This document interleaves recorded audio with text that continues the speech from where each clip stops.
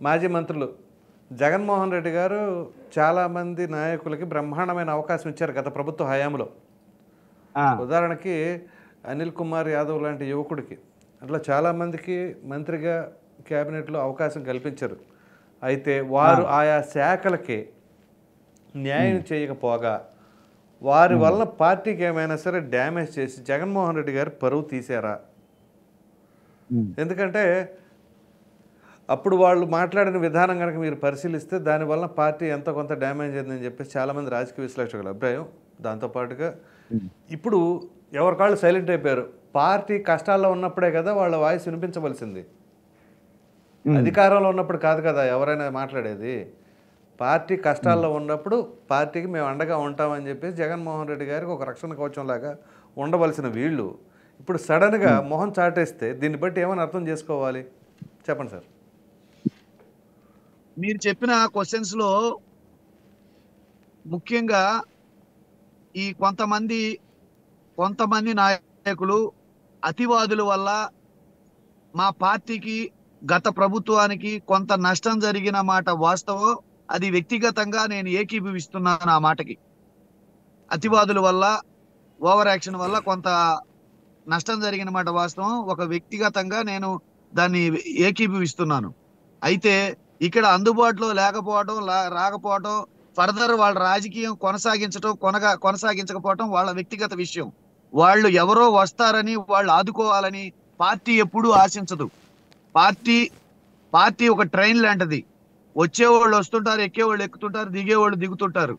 అది వాళ్ళు మనుగడ కొనసాగించాలా లేదా అనేది వాళ్ళ వ్యక్తిగత ఇష్టం. అయితే పార్టీ యొక్క జర్నీ అనేది వ- కొనసాగుతూనే ఉంటది.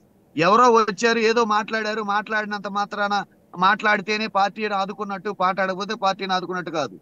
ముఖ్యంగా నేనేం చెప్తానంటే ఈ ఇప్పుడు ఈ ప్రభుత్వం 164 స్థానాలతో అత్యధిక మెజార్టీతో గెలిచి 175 స్థానాల్లో 164 స్థానాల్లో ఈ ప్రభుత్వ ప్రతినిధులు ఉన్నారు. అవును. ఇక్కడ బాధ్యత అనేది బాధ్యత అనేది ఈ 164 స్థానాల్లో ప్రజలు ఎవరికైతే అవకాశం ఇచ్చారో వాళ్ళకి ఎక్కువ బాధ్యతలు ఉంటాయి పరిపాలన మీద, వీటి మీద. ఓడిపోయిన వాళ్ళు వాళ్ళ వ్యక్తిగత విషయాలు చూసుకుంటుంటారు. ఇప్పుడు రిటైర్ అయిన ఎంప్లాయీస్ సామితే, ఓడిపోయిన వాళ్ళు ఏం చేస్తారు, వాళ్ళ వ్యక్తిగత విషయాలు ఏమన్నా ఉంటే వాళ్ళ పనులు వాళ్ళు చూసుకుంటారు. మళ్ళీ ఎలక్షన్ వచ్చే టయానికి ఎవరికైతే ఆదరణ ఉంటుందో, ఎవరైతే ఇక్కడ మెయిన్ ఏమంటానంటే నేను గత ప్రభుత్వం యొక్క విధి విధానాల మీద, గత ప్రభుత్వం యొక్క తప్పొప్పుల మీద ఇప్పుడు ప్రజల అభిప్రాయం ఉండదు. క్లియర్ గా చెప్తున్నాను. ఇప్పుడు యొక్క ప్రభుత్వం యొక్క పరిపాలన, విధి విధానాల మీద, వీళ్ళ యొక్క పోకడ మీదే రాబో ఎన్నికల్లో వాళ్ళ యొక్క ప్రజల యొక్క అభిప్రాయం ఉంటది. వీళ్ళు వీళ్ళు ఇప్పుడు సక్రమంగా పరిపాలిస్తున్నారా లేదా, ఇచ్చిన మాటలు సక్రమంగా నిలబెట్టుకుంటున్నారా లేదా, భవిష్యత్తులో వీళ్ళు మళ్ళీ వీళ్ళు మనకు కావాలా లేదా అనే దాని మీదే ఉంటది ఎవరి అభిప్రాయమైనా.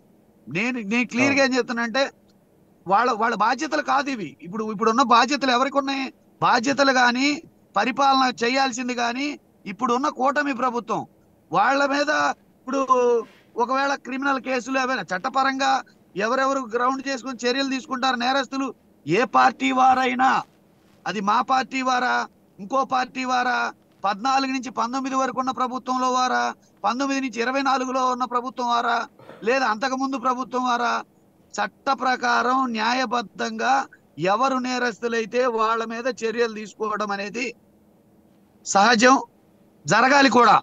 ఎందుకంటే భవిష్యత్తులో ఈ నేరాలు జరగకుండా ఉండాలి కాబట్టి.